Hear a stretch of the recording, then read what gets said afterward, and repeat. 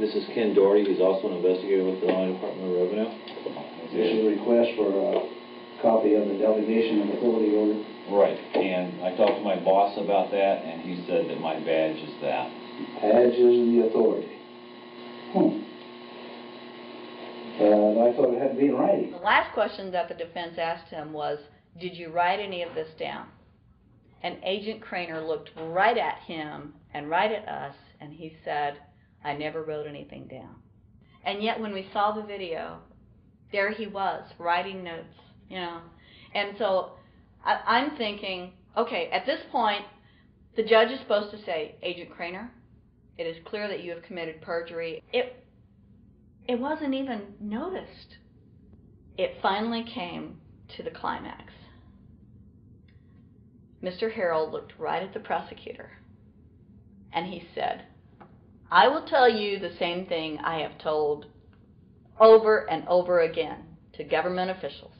You show me the law that requires me to file a tax return, and I'll be glad to do it. And again, I ask, under what is the requirement that you claim under the Private Duty stuff?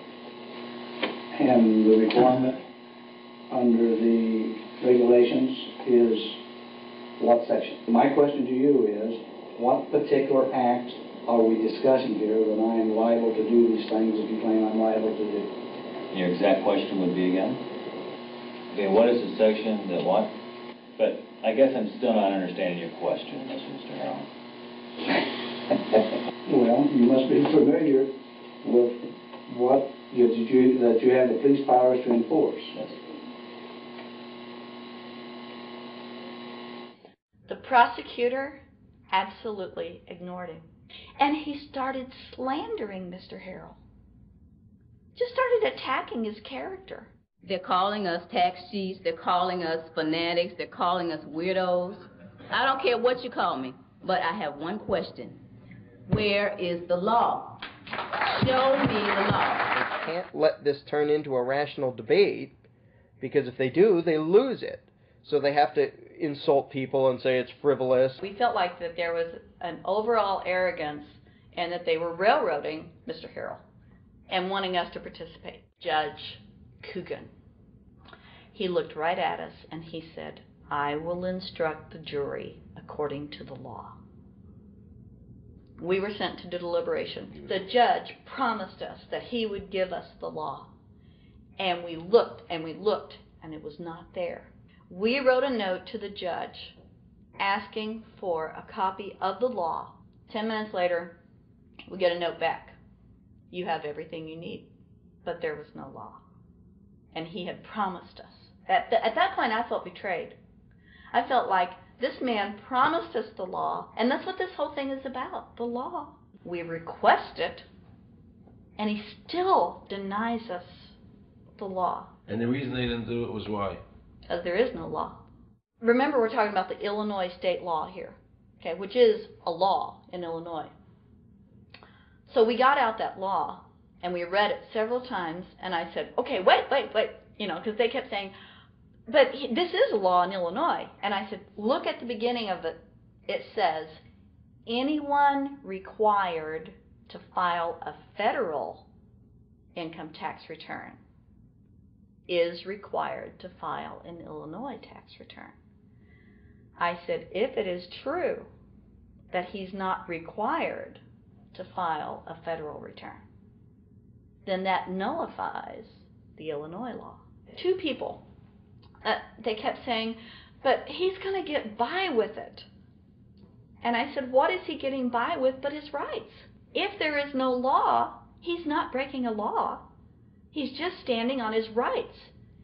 Are we going to deny him that? That's when this one juror sat back and kind of rolled his eyes and he said, you mean we don't have to pay taxes?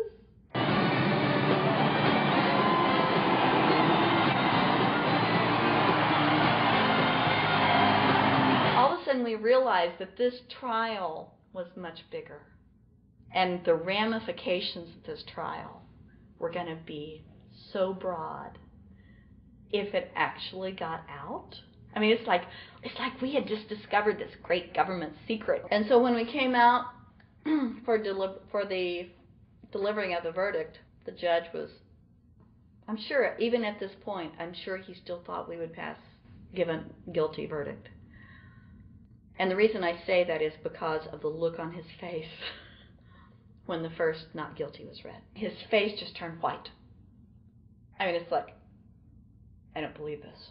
The second time, you could hear people out in the audience, just in the courtroom, just going, wow, and the judge is just getting red in the face. I mean, he was just livid. And the judge got up and left.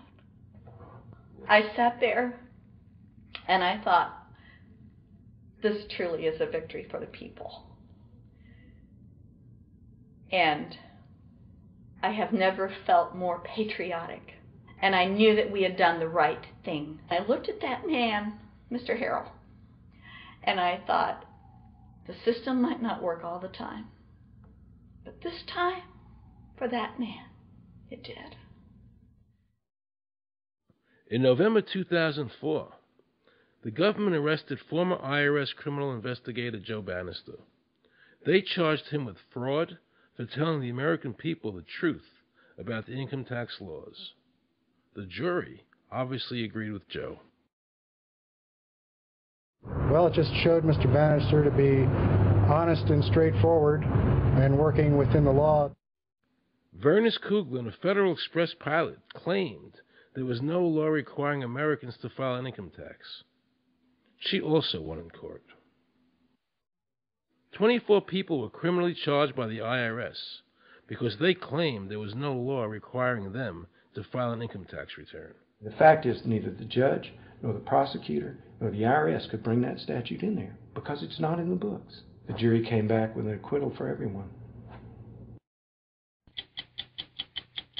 When the matter is put to the test, which means in terms of court and enforcement action, there is a 100% success rate in shooting down these arguments. The mafia has a code, and they follow it, and it's a code of honor. But the IRS has no code of honor.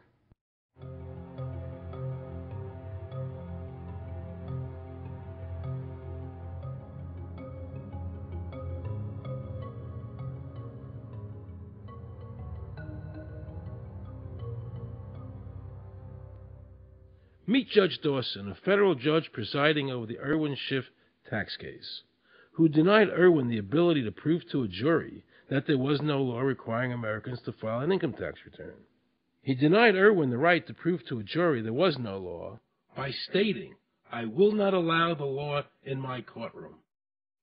But the judge made sure the government never had to show the law as written by telling the jury, "You must follow the law as I give it to you."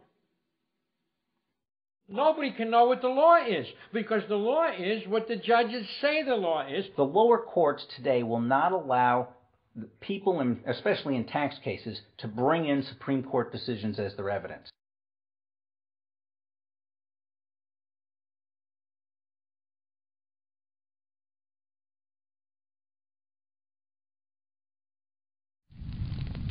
Here we have a federal judge railroading an American citizen by saying Supreme Court decisions are irrelevant.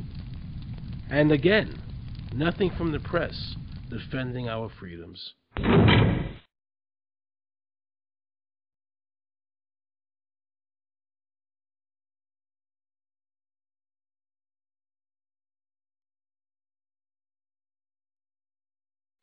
So if you ever find yourself as a juror on a tax case, be sure to ask the judge to show you the statute written by Congress that allows the government to tax the wages of the American people. If the judge can't show you the law, then how can you possibly, in good conscience, convict someone and destroy their life?